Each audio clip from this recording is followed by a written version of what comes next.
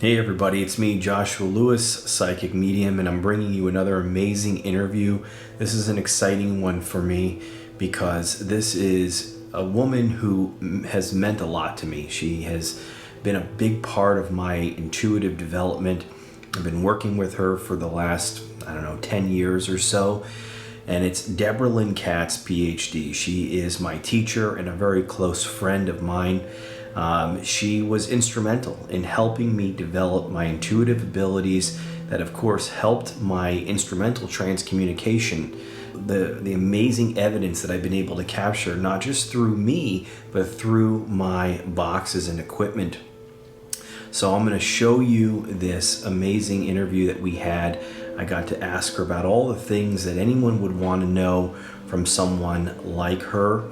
I just want to remind everyone, if anyone's interested in any of the things I offer, my book, my app, any readings or sessions, please visit HO.PE And I want to also let you know I'm going to have other amazing sessions that I'm posting. I just posted a spiritual story of a gift that Jesus Christ gave to me through a channeling. It was really powerful. So I urge you to check that out. And I've got some other amazing interviews coming your way. But let's just jump right into this awesome interview. Hey everybody, it is me, Josh, and I am bringing you our third interview on this channel. I'm really excited about this one. This is with my teacher and someone that I just respect and think so highly of, and that is Debra Lynne Katz, PhD. Welcome, Debra. Thanks, Josh. I'm really happy to be here with you and spending this time together. Yeah, it's an honor. It's really, we have this long-standing, friendship and relationship that we've been working together for, about 10 years at this point. In fact, about 11 years. And I've talked about you so many times in my videos and the stuff that we've done, but there's a lot of people on the channel that, of course, don't know about you, don't know what you do, and it's really great to be able to, kind of introduce you. And I've got a great list of questions that I'd love to kind of, run through. Hopefully I can get to them all. So we'll see what we can do, but I'm going to jump right in. And I keep seeing little sparkles of light. I am recording. I'll have to go back and check, but because I catch those in my videos too, and it's really interesting. So let's see. I really want to ask you. I always thought the way that you began doing this was such a cool story. And so for the people that are watching, can you tell us a little bit about how this all started? I mean, you started as, I think, a probation officer, right? Yeah, well, I always had an interest in all of these topics, but I really didn't have any idea how to really go about developing my abilities. And I didn't really think this was something you could develop too much more than just listening to meditation. Like that's what all the books said is, you can meditate, open yourself up, but that's about it. And yeah, so just like I'm sure yourself, some and your audience, sometimes I'd be really into these topics, reading lots of books, having experiences, and then I'd get busy with life and kind of forget all about it.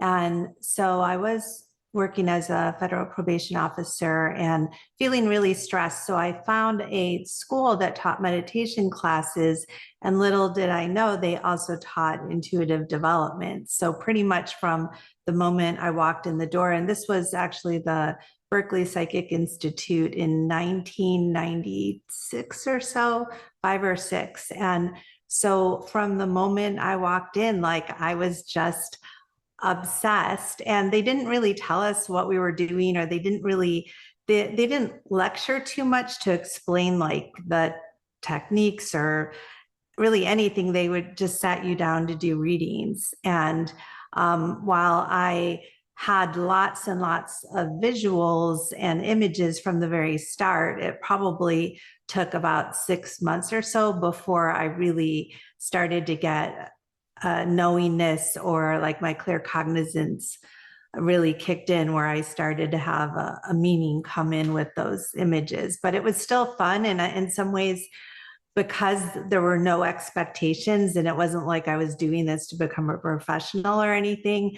I was just like totally free to, have fun and play around, because we would do group readings and we would be told like there was zero focus on accuracy, which there's pros and cons to that, but it was just, they called it like psychic kindergarten, and it truly was that. So unlike a lot of other people who've developed in more of a stressful way, I just got to play and just see whatever was happening, no expectations, and had a really, good time doing so. And with time, I started to get, understanding of what I was looking at, and feedback that yes, it was correct. And then it just developed into, eventually going the professional track. And my life started to change so much because I was constantly, going inward, when you look at other people, as you really learn about yourself, and you start to be able to work through your own issues. And part of my issues was just I was living the life that I thought I should be living because of my societal programming rather than what was really right for me. So one day I went through a whole bunch of other experiences. I went to the Philippines and worked with the healers there, and I had all kinds of just really epiphanies and changes. And I got back from one trip after like having like 15 healings, like with the psychic surgeons and other faith healers. And I received like messages and dreams at the time that told me I was going to have to like leave my job and change my whole life, which I totally did not believe was going to happen. But one day I was just sitting in my chair as the probation officer, just looking at these files on my desk. And I was just like, I can't do this anymore. Like, I don't want to be controlling people's lives or, passing judgment on them. I don't want to tell some guy that he can't go get married in Hawaii because of his, conditions of his parole. So I just found myself walking into my boss's office and telling him I was retiring. And I was only 29 and I was making like 60,000, great retirement benefits. And everyone there thought I had either gone completely nuts or that I had inherited a fortune. They did not believe me when I told them I'm leaving here with like $4,000 to my name. And then I moved to the Philippines for a year to see if I could just study and learn from the healers there, because I just know I wanted to devote myself to my spiritual practice, but I didn't really have any idea what that meant, so I just went wherever I felt, I had experienced the greatest amount of change. That's amazing. I remember you telling me that story, and it gave me such hope because, I didn't discover that I had some ability until I was 32, 33 years old. And of course, that's when I found you, and let me ask you, was there a modality or an area of, the intuitive ability that you felt stronger in when you were developing and you were understanding, going through that development? Did you feel that there was one aspect of your intuition or your intuitive ability that you felt stronger in? Well, it's funny because at that time, like, if you had asked me that then, I would have said no, because I was just so new to all of this and like the different words and language. But what started to happen was at the same time I was doing reading practice, I was also taking different classes in healing at a few different institutes and schools. And I started to develop what I now realize is awareness of my energy body. So I had always known at different times that I would sense like other people's emotions because I have a twin sister. And, there would be times where I tend to not be too much of an anxious person, but all of a sudden I would just be filled with this like rush of anxiety. And I'd be like, oh my God, like, what is that? I think it's like maybe like what they call free floating anxiety. And I'd be like, why am I feeling this way? And then suddenly my sister would walk into the room, or she'd call if she was somewhere else, and she'd be like, oh my gosh, I'm so anxious. This thing just happened. And so I started to be able to, when I would know what my baseline was, whether it was being anxious or just suddenly like feeling this flash of anger or a flash of sadness, and it would register in different parts of my body. Like I would, and this was even when I was still a probation officer. So like one day I'm sitting there and I felt like this sudden like pain in my stomach and my solar plexus area. And I'm like, what the heck is that? Maybe I need to go take a Tums or something. And then this really angry guy rushes in. So I started to notice, like right before I would encounter someone that was really angry or sometimes really controlling, I would feel it like in my solar plexus. And then another time I was in the courtroom and something similar happened, but this time it was like this, like I couldn't exactly describe what was happening in my body. Like it wasn't really always a pain. It was just like this pressure, or like I call it being like lit up, but like something started happening like in my chest, which now I would refer to as the heart chakra. And I just started to get like so sad, like this rush of emotion. And suddenly this mother rushed in whose son was like gonna be going to prison. She was in a different, they were in a different courtroom down the hall, but she rushed in and I had an encounter with her. So I was like, wow, when I'm about to encounter a really sad person, I feel it in my heart. So what was happening was this was really my clairsentient ability coming through, which is, you could call it your empathic abilities. And most people I meet today, like when they come to me, that's the one ability they'll say that they have the strongest. Sometimes they'll say, they hear things like spirits or they get downloads, but most of the time, first and foremost, it's on a feeling level. And I kind of think that's because just in everyday life, like, we're so connected into our emotions and our bodies. And, especially people that are just really, maybe already healers or just really close to other people. But I think this happens to everybody. And that's what I realized eventually was that, we might not put it in psychic terms, or we might just translate it into like, oh, I'm feeling a pain or I'm feeling some kind of other sensation. But I think this happens to everybody. And we're just brought up thinking that everything that's ours has to be ours, because we're not taught that people can exchange emotions, or exchange body sensations. Like if someone, cuts themselves, other people, even if they don't know that they cut themselves or that person hasn't like entered the room, they may still, experience the pain in that same part of the body. Hmm. Yeah, I mean that was something that I discovered when I was working with you. I didn't know what I had other than maybe, clairaudient, but I found that through working with you that I was, clairvoyant. I could see, I could clairsentient, I could feel, I had the empathic ability, clairaudient, I could hear them talk to me. Sometimes it was claircognizant where I would just know whatever it was. So there was all these different clairs coming about. But I didn't know about that. And I had kind of had that raw ability that you were helping me shape and understand. I want to ask you about this. You have a PhD in psychology.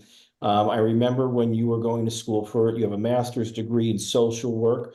Do you feel that, I mean, I think the social work, the master's degree you had prior to kind of getting involved in your intuitive abilities. But the PhD in psychology, you already were kind of developed with your practice, I think, when you did that, because I remember when you were going to college. Do you feel that those things helped you in with your intuitive work? Well, I would say definitely the master's in social work helped. Hmm. I think that taking classes in ethics, and which is a big part. I had several classes in ethics, how to ethically handle client situations.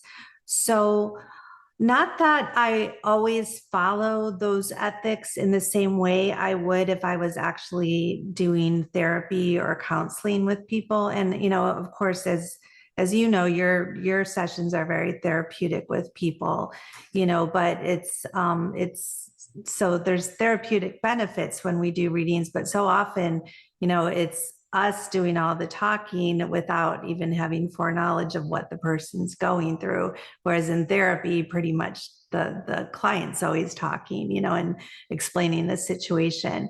But I think that has helped me over the years. I wouldn't say that my PhD helped me with research, and I've been very involved in remote viewing and remote viewing research and things like that. But I wouldn't say it really, in fact, it pretty much got in the way of me working with clients. But what was very beneficial was that their Ingram Library has a special collections in it, and that's where Ingo Swann, who's considered the father of remote viewing, Right. that's where his archives are. And so that was really like a retreat for me. And I volunteered the first year, like cataloging a lot of his papers because they had just come in. So I got to read through all his correspondence, Right. and then got to look at all the files of his work when he was at Stanford Research Institute and developing controlled remote viewing methodology for the Right. military remote viewers. So that was really what saved me. Which kind of leads me into my next question. I was so honored and grateful that you had asked me to present at the Monroe Institute IRVA International Remote Viewing Association conference that Yeah. that you guys held in Charlottesville, Virginia. It was a wonderful, experience to be there. And before I got to present, I mean, really what was that exploratory experiment that we got to do, where we got to reach out to Ingo Swann, who is, one of the forefathers in a sense of remote viewing. And, he came through so very well. And that video, for anyone that's interested, is the preview video on my H.O.P.E Paranormal channel. So if anyone is interested in that, it's a great video to see the presentation I give and then the experiment that Debra and I got to do. And so that was really exciting. He did really well coming through. He knew of you. So clearly he knew of you from when you were at the institute or at the university. And, it was, all those times probably connecting with him, so I mean, he loves the work that you're doing, and he did very well coming through. So, you are now the president of IRVA, the International Remote Viewing Association. Can you share just a little bit about the work that you're doing there? Yeah. Well, on the one hand, I'm so excited about what we've established in the last few years. I was a longtime member, and it is not easy running an organization, but I had some goals for the organization as a member, and so when I got onto the board and then eventually president, I was able to first establish a research unit. We just call it the IRVA Research Unit. But I just had this vision for a long time of where we would come together once a month, like whoever wanted to, and we would just develop projects, like just talk about our project ideas, whether they were brand new ideas or maybe even like halfway through a project, but just needing some help, and where people could contribute in any way that they could. And that's exactly what we did. So it's been going strong now. So I'd say for at least 2 years, where we meet once a month, the first Sunday of every month. And if anyone's interested in research, they're welcome to join us. We like for people to become a IRVA member, but you could join like the first time for free. And there's information on the IRVA website. irva.org. So we did that. And since then, we've had some interesting projects like that as a group we're developing. And then I've really seen growth in people who had never done formal projects before who, are starting to, or at least, get a little bit more organized with the different things that they do having to do with remote viewing or psychic abilities. And it's a great organization. I've met a lot of great people at the conference. I've had a little bit of experience doing remote viewing, accessing targets, looking at different places, being able to use the intuitive ability to, with just a target number and kind of looking at things, either a location, a destination, or even an object. So there's a number of different things that go along with remote viewing, which I haven't really talked about much on the channel. Really, what I do, of course, is, my mediumship work, psychic abilities, and then, of course, my ITC, instrumental trance communication. But, I want to talk about the International School of Clairvoyance. I mean, that's what you started, and I think that the work that you're doing there is so important. I know it was so important to me. I didn't know where to go. I know that I had this ability come about. Something different was within me. I felt it. I had done a couple of brief, like loose readings, and I found that the information was right. And I tell the story about how I found you. And then I get on the phone with you and you say, one name, and you don't tell me if they're dead or alive or anything like that. And then for 30 minutes, I have to cold read that name and just give you the information without getting any feedback from you. And come to find out 30 minutes later, after giving you a number of facts, you said, all of that was correct. And let's run through the feedback. And I was blown away by that. What an amazing boost that was for me. Your thing is that everyone has an ability that they can tap into. And I had never heard that before. It was like you have to be someone that was when you're 3 years old, you have to see dead people, and that's how it goes. And what's a message that you have to someone that is looking to develop their intuitive abilities? Yeah. Well, when my first book came out, You Are Psychic, I did have some pushback from like longtime readers and intuitives who were like really felt threatened, by that message.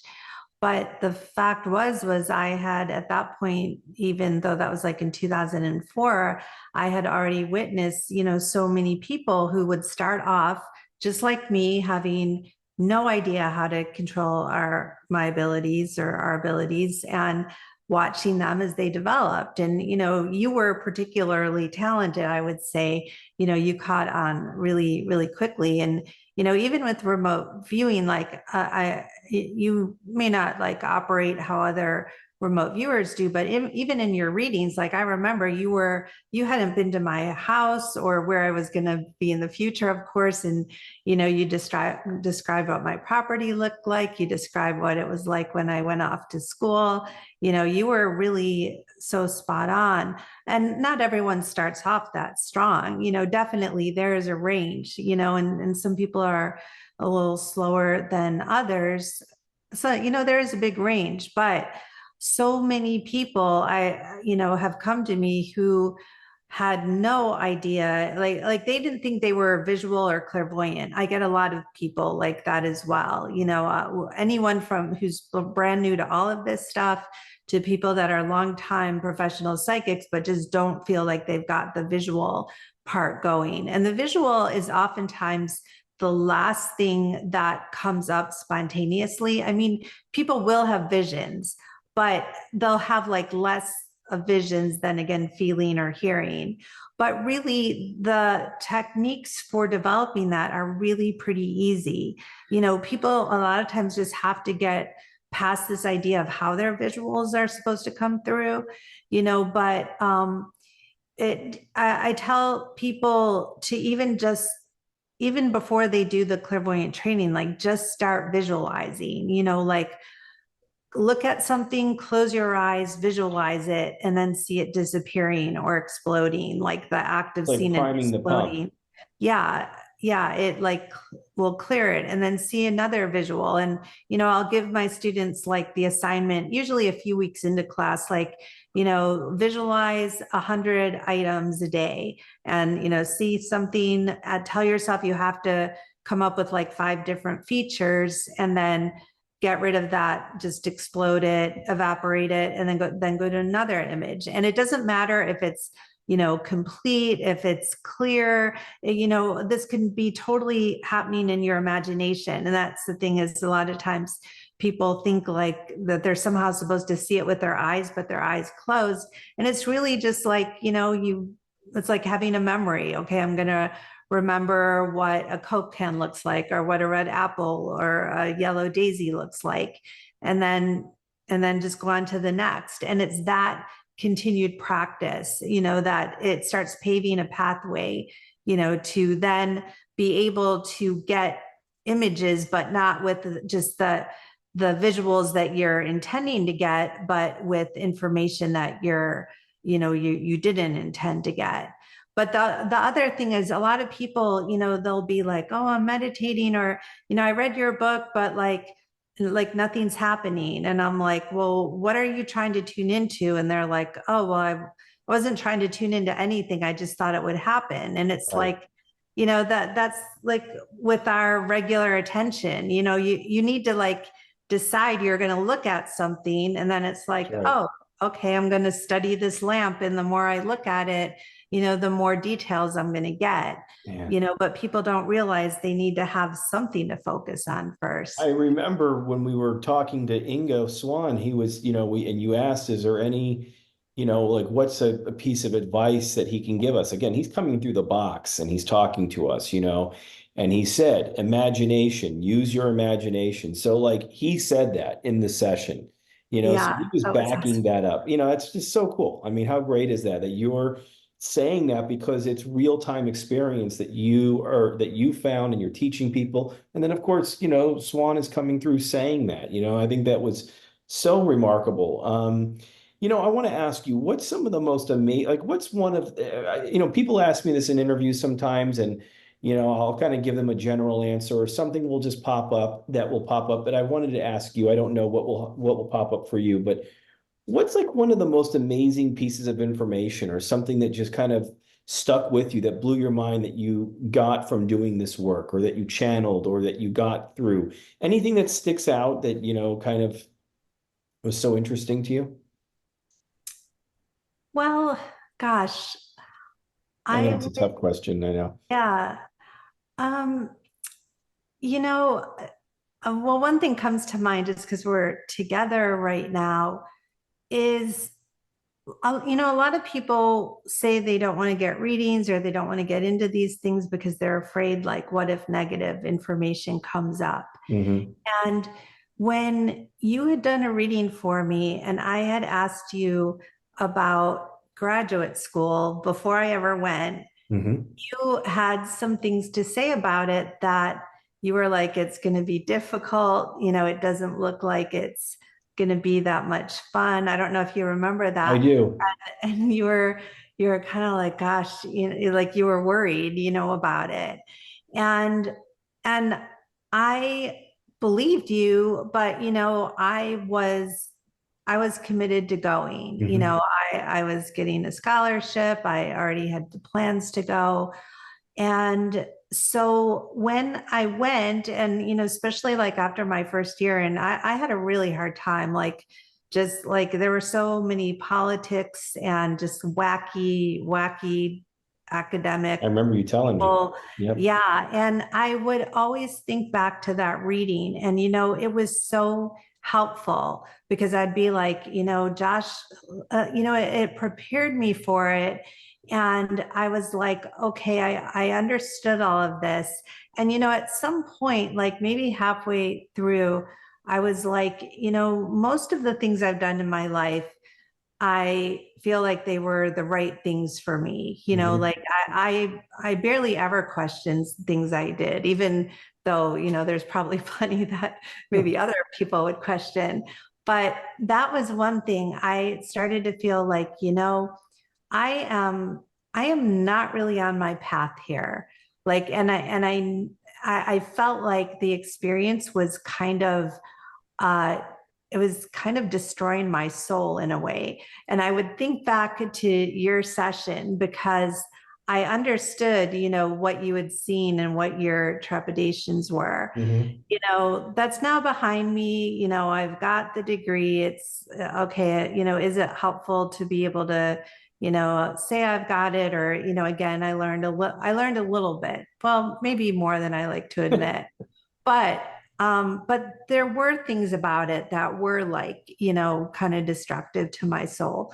And you had some particular images that just, I would just hang on to those because I'd be like, I'm understanding what I'm going through as I go through this. Wow. And I think it's really important because everyone's going to have moments in life where things are tough. We're not going to avoid them. Eventually we're all going to die anyway. So even for those of us that think positively and most of our lives go smoothly, but it's how do we handle the hard times and challenges in life, and that's where your reading really helped. And that's where I think readings can really, help Yeah. people. Sometimes just, the most positive things come out of readings. And it's always funny too, because like when I get like, in fact, yesterday I did a reading for a woman, and it was like I saw her like almost like she was living in this castle looking building, which I kind of doubted. I'm like, how is this lady living in a castle? And it was like her karma was cleared and she just like was set financially for life.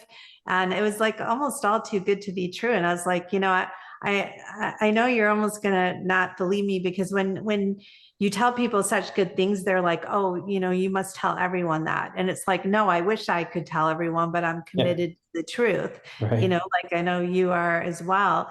And as it turned out, she's involved in like horse racing and jumping, and her horse is like the top leading horse in that area right now, and just like on top of the world. And she couldn't be doing better. Like she's got the top horse in the whole world. And Wow. so yeah, so I was like, oh, that was good, validation. I didn't know that till I was done with the reading. But there's going to be this whole range of great news and not so great That's news. so true. And yeah, it's tough. It's tough as a reader, as just sometimes communicating the what you're seeing. But whether I think most of the time we're not seeing terrible things for people, right? Like how Yeah. often do you see like an accident for someone or something like that? I do think that we really have like a subconscious mechanism that is keeping us, like both ourselves and the person we're reading, like in a way protected, so that we're not like traumatizing them by Well, seeing things yeah, they yeah, can't and control. it's interesting because I know we were talking about it briefly before, but it was like, when I do a reading, when I do a session, but mainly a reading, my box sessions are a little bit different because I'm bringing a loved one through, but I when I'm doing a reading, the first thing I say before I even get on the phone with them after doing my meditation is that I ask God to allow for the most helpful, most important message to come through, and then I have to trust that He will bring that message through no matter how difficult it may be, or weird it might sound or whatever. And I would say 98, 99% of the time that's what happens, unless I get in my own way sometimes, and I can kind of muck it up a little bit, but that's rare that I do that. If I just have faith in God, that He'll bring through that for me. But yeah, I mean, I told someone that I remember talking to a guy that got a reading from me, and I said, I said, I think your wife is sick. I feel like your wife is sick. And he says, yeah, she is. And I said, I don't do this very often, but I see that she's going to pass in the next 3 months. Wow. And that was really hard for me to say. Plus, I could be wrong. And I said, I hope I'm wrong. but this is what Yeah. I'm getting. And I don't know, I feel like I'm supposed to tell you that. And sure enough, she did pass in the next 3 months. And what's interesting about that is since then, and that was a few years ago, I have been reaching out to her almost every month for him in sessions, and she's done so well. She's been such a big part Uh, of, but I mean, like, I mean, it's just, there has been some tough information, but it's also kind of culminated to, become something very important or meaningful. He's really healed. The grief didn't last as long. It kind of evolved into something else where it was this evolution of a new kind of relationship for them. It's very interesting stuff. So I can totally, and I never knew how important that one reading was that I did for you. So that I appreciate you telling me that, because there were times that I would just, we would switch, we would, kind of trade readings, and I honored those experiences so much, because I got to give you readings while you were giving me readings, and you taught me how to do that stuff in the first place, or helped me shape that. So that was really amazing. I'm glad that made a difference. I want to see here. Let's see. A concern I get, and you mentioned it already, and I want to bring it up. One of the biggest concerns or questions I get from people is about negative energies. And, can you share with us maybe a little bit about why we shouldn't fear them? That yes, there can be something negative out there. It's not everything is demons. We know that that's not the case, but, kind of share a little bit about that if you could. Yeah, this is a real concern a lot of people have. And in fact, when I was recently running a booth for IRVA at a UFO conference, we had like a contest where there was a box and we put an object in the box, which was a Coke can. People didn't know what was in the box, but they had to just try to use their psychic abilities to say what was inside the box.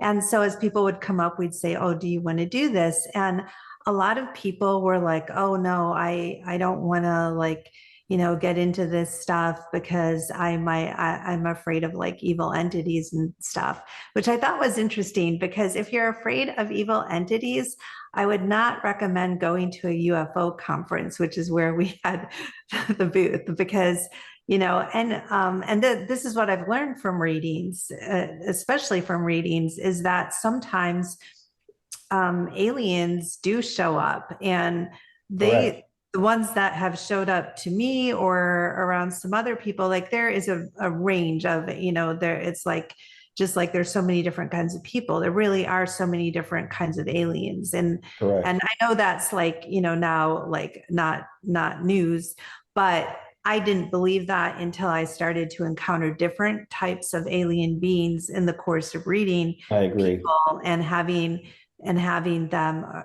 these beings emerge, and some of them are pretty nasty. And I wish that wasn't the case, but like I was doing a reading actually for an ex-boyfriend who was my boyfriend at the time years ago, and we were just looking at something in his childhood, and suddenly I was seeing something I couldn't identify. I was like, I kind of feel like this looks like outdoor furniture or something, kind of weird shaped furniture. And then all of a sudden, like bam, there was this close up of an alien face. Now this, my eyes were closed, so it was clairvoyantly, but how your images, like they don't typically like turn around and start talking to you. It Hmm. would be like as if you're watching TV and your TV starts to talk to you. And this, like, is like a typical gray, but looking right at me. And he was just like saying to me, "You're not supposed to be here, like get out," and very menacing.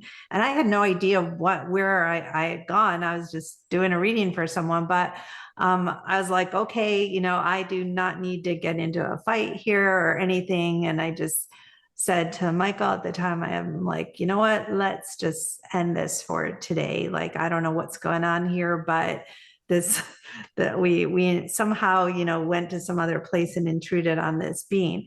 So there are beings like that. And There are some people where they do have different attachments, and, whether the attachments are where they're living and then they're, experiencing it through the place that they're located, or sometimes it's just, yeah, maybe they knew them, the person had been alive and no longer is alive. Sometimes it's really hard to know like why this spirit is attached to them. There's a whole range, like just like there's so many different kinds of people, and there's so many different kinds of animals and insects, and there's like this whole range of spirits around people. And I wish I could say that they're all, angelic and always there for the best person's interest. But, I can't say that about people, right? Like we know there's people that are abusive, that are addicted to things, that are, just narcissistic, insane, and same thing with spirits. And so, I feel like if it would be better for business to just, and, to get people, more in touch with their abilities, to be able to say, oh, it's just, always going to be love and light. And, a lot of mediums, like the mediums in the UK that are part of the spiritualist uh, movement, they don't, like, they just don't talk about this stuff. They're just very always focused in on people's, dear loved ones. And, that's who I prefer to focus on. I don't specialize in exorcisms, although I can do them. I don't, and, there's a whole range of, people that just have some kind of, attachment that just could use, a separation from, to someone that's really, I would say like being, really haunted or possessed. There's a big range, and those cases do tend to be, unusual, where someone is just, really having a hard time getting rid of an attachment. But I think it's necessary because people are impacted by these, and I always use the example, and, I could ask you this, is like, if you had some guy living in your attic or your basement, who's like, eating your food, or, doing different shenanigans, as scary as that would be to realize that he was there, and then having to, decide how you're going to take care of it, that would really suck. But you wouldn't want it that just to keep going on because you didn't want to deal with it, right? Like you want to know about these things so you can get rid of them, because these attachments can have an impact on how you feel about yourself, especially if they're just like, if you live in a household where people are critical or abusive of you. And, sometimes people come thinking that they have attachments to spirits.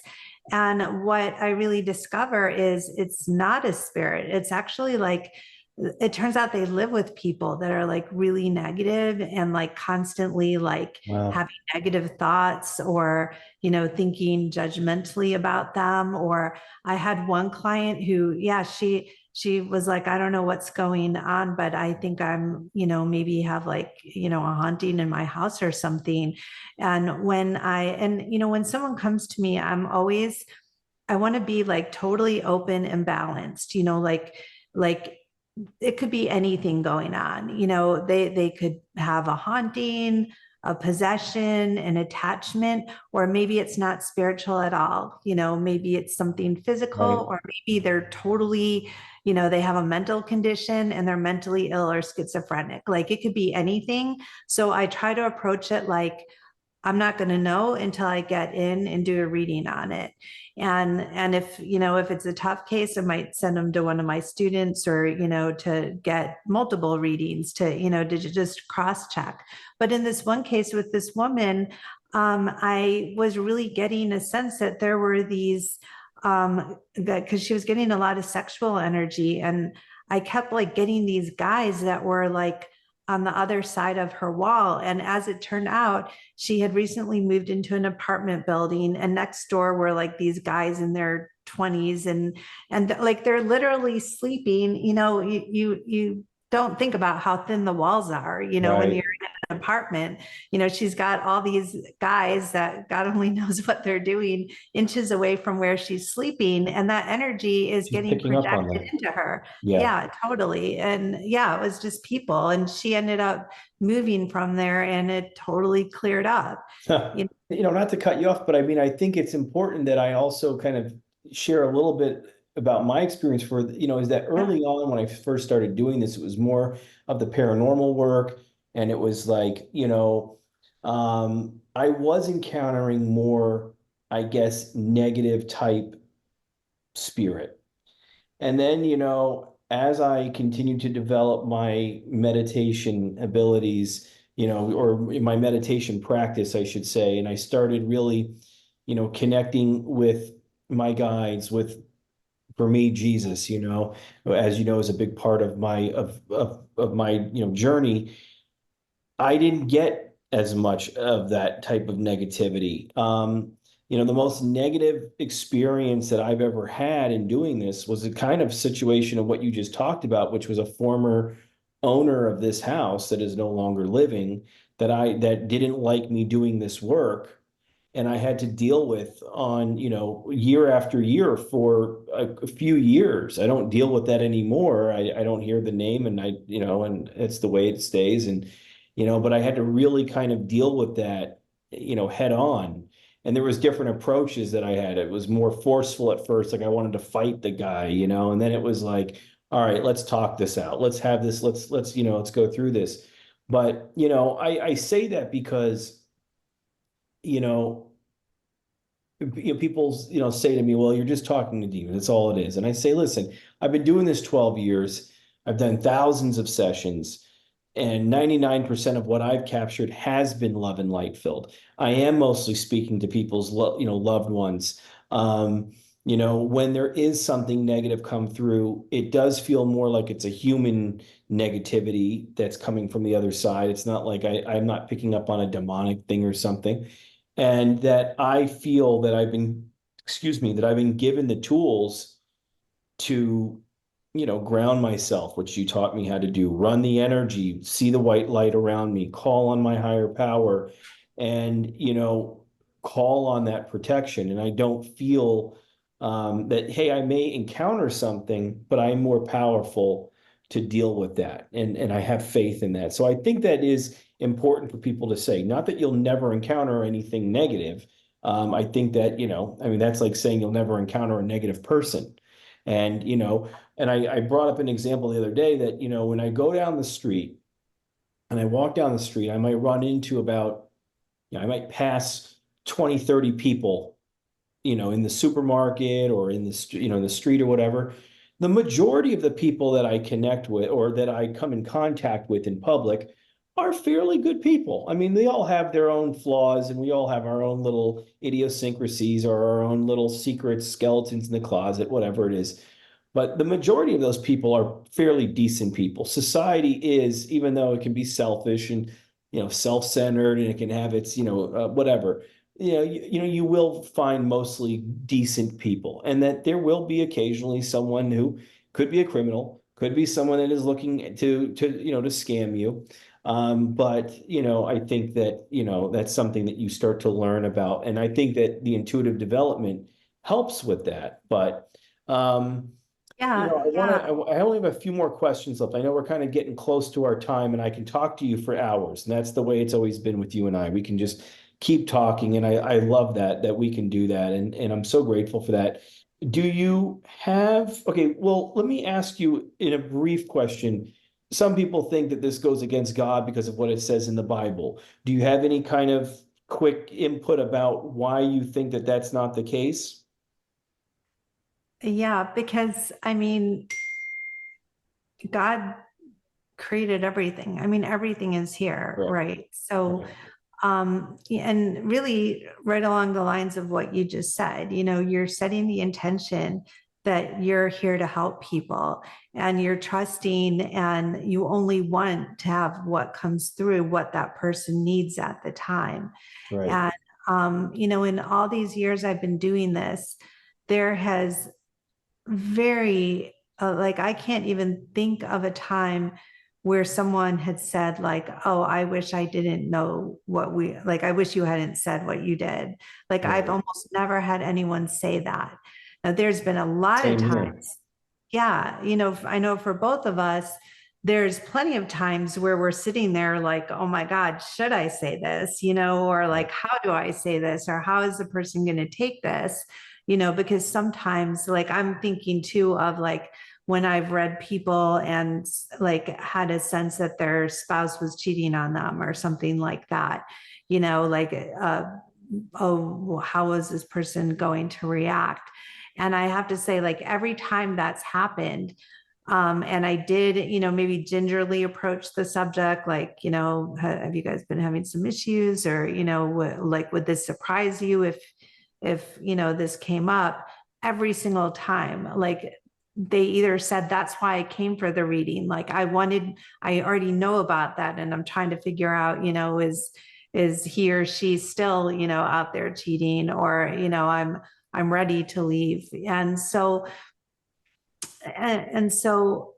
when it's hard to talk about things, a lot of times it came up, especially if we don't want to talk about it, but it's coming up, and it's coming up because that person, either needs to hear it, or, Right. that's what they're wanting. And so, having to trust that. And, the other thing is people put such emphasis and importance on information coming up psychically, which is kind of, I mean, on the one hand, I understand it because, yeah, it can influence people, and, you never want to influence them in the wrong direction. On the other hand, we all have friends and family that we give advice to nonstop.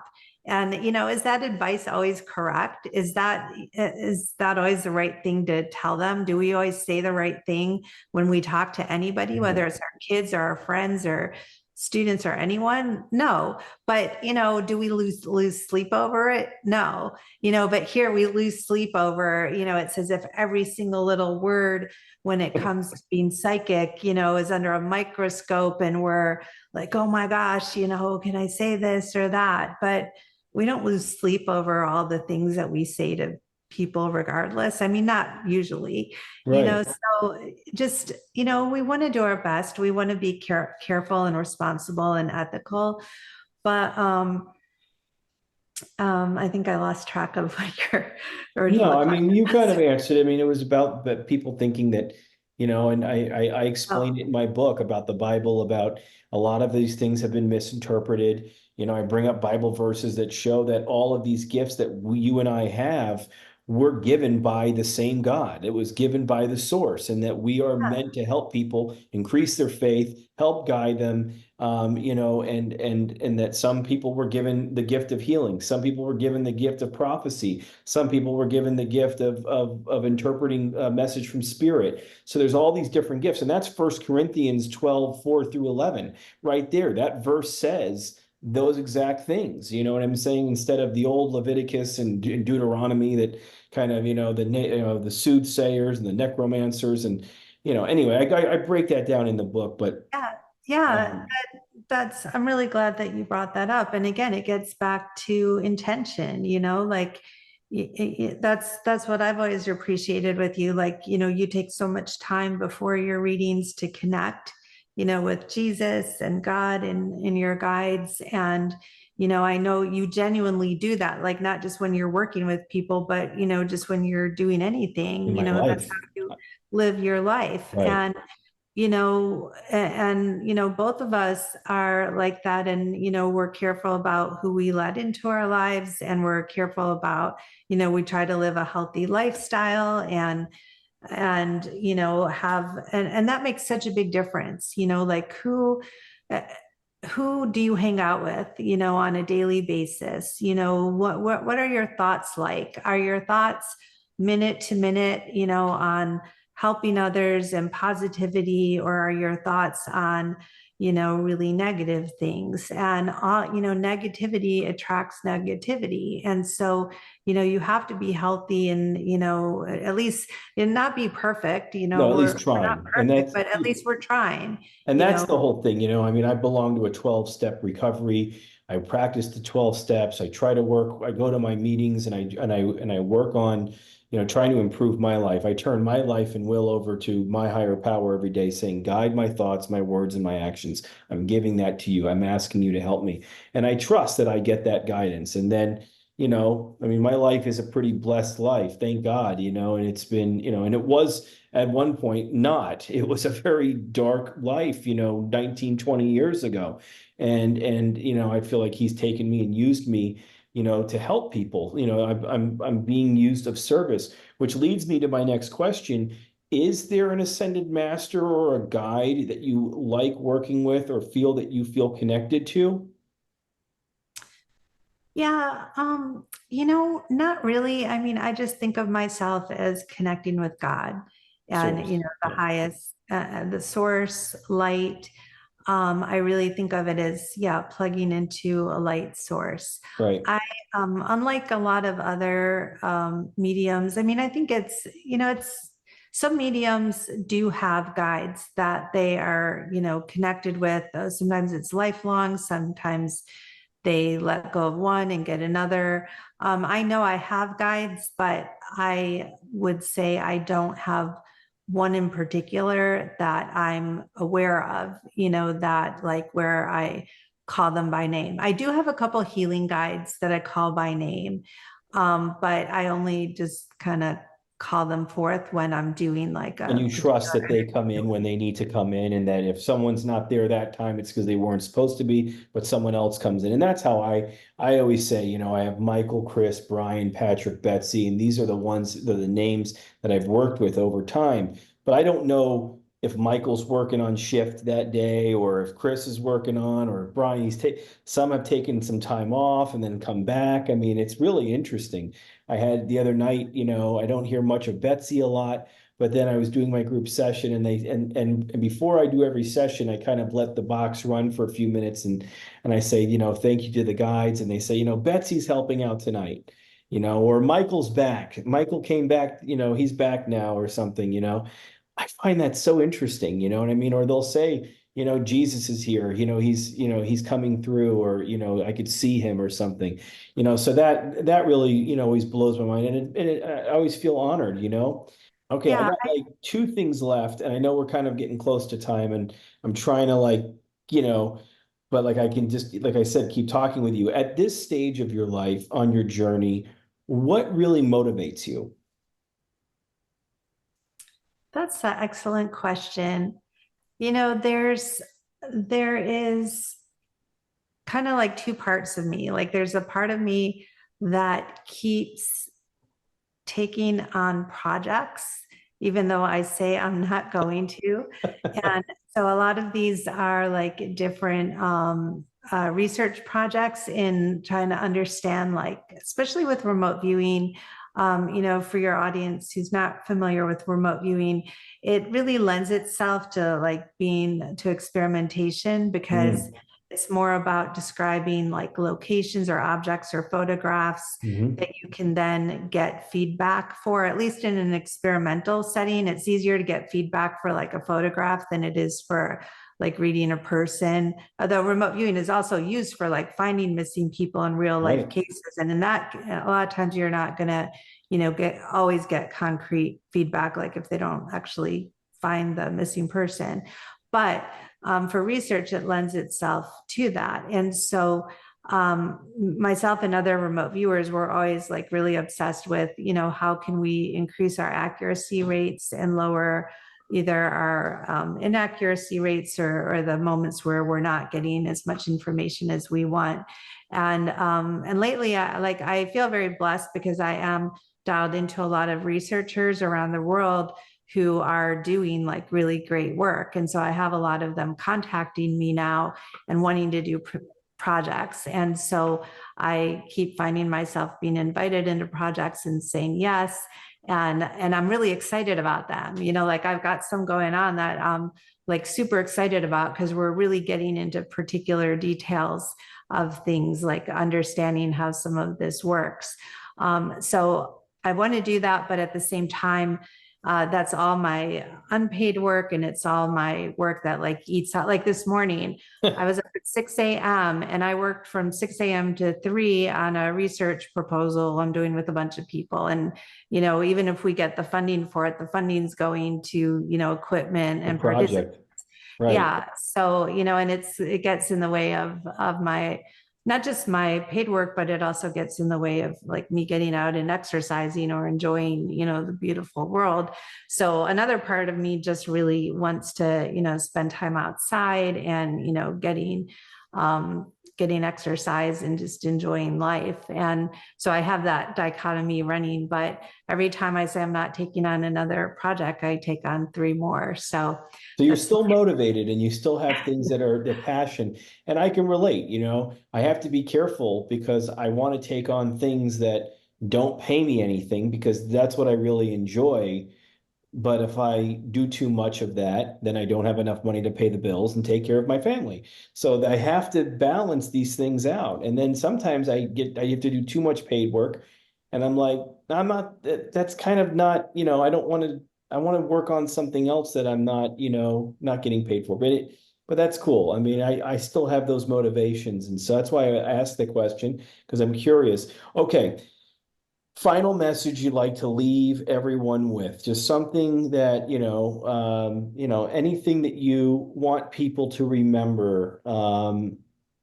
It could be anything. I mean, anything that you want them to remember. I don't mean to be vague, but yeah. well, we are not meant to go through life being blind and stumbling around in confusion, and we really do have what I call the intuitive advantage or the intuitive edge, Right. and not to say even the most proficient or talented psychics, they're not getting information about their life every single second. I'm sure you'd say the same thing. Like we've Right. got inputs coming in, and sometimes we have to remember, like, okay, instead of sitting here like stressing or trying to figure out something, I can take a few moments, go in, meditate on it, or, use the tools like, from my book or that I teach other people. And I can get some insights into that situation, and not just insights, but also healing, and sometimes that's more what people need. What we need is, we're stressed. And a lot of times people think, okay, I'm going to solve if I could only understand something, I wouldn't be stressed. Maybe sometimes that's the case, but other times we just need an energy shift. And in that respect, I would say the other thing to leave people with is, regardless of if you're going to go in this direction or not, of, developing your intuition, just through simply meditating, Right. taking 5 minutes and focusing on your breath, Yep. or connect to whatever your idea of the source is and call the light of God or your source through your body and run it through your body, or picture, a beautiful river or a beautiful rainbow and see it flowing through your body for 5 minutes. Like I guarantee people, if they do like these simple visualizations for like, 5 minutes, 10 minutes, they're going to at least feel a little better, and they might feel 100% better, I so love there's that. always something we could do. I love that.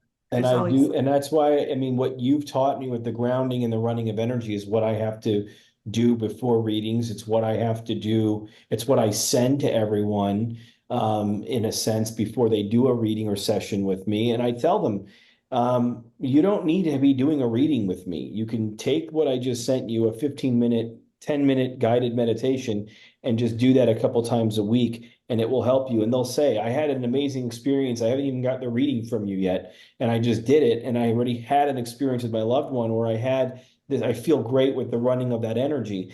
Another thing too is that I just did my first interview, which I'll send you the link to, was this amazing woman named Megan who she uses dowsing rods. I mean, she's amassing a huge following. We just did a cool session together, kind of like how you and I did. And we spoke with the ascended master Merlin, and he was coming through using her rods. And then I would go to my box, and he would come through the box and then come through the rods. And it was like the coolest experience. And I remember I mentioned to her about you, and she goes, oh my God, I just got her book.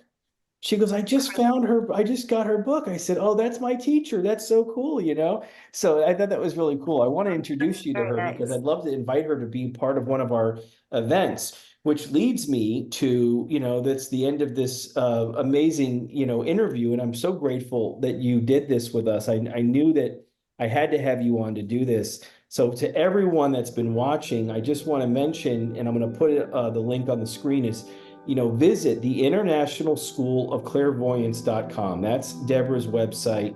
Check it out. She's got, I think, like 6 books on there that you've written, right? I think, right? You can book readings. There are classes, which of course I took advantage of the classes that, I took the 1, the 2, the 3. I've done all those things and they really just kind of shaped me. And then we've got events, which we just did our event, you and I and Theon, the Ultimate Paranormal Experience in St. Augustine, which was amazing. And we're working on planning our next one in April. And so I guess I'd say, in the words of Howard Stern, I love Howard, is that you've been doing, you've done it all and you've said it all. And I'm so grateful that you were on. So thank you for being on with me tonight, Deborah. Thank you. Yeah, this was really fun. Thank you. Awesome. And so to every one of you, thank you for following. And this is the third interview. I'm going to have more sessions, more stories, more interviews. So I love you all. Thanks for following and supporting the work. And until next time. All right. Thanks a lot.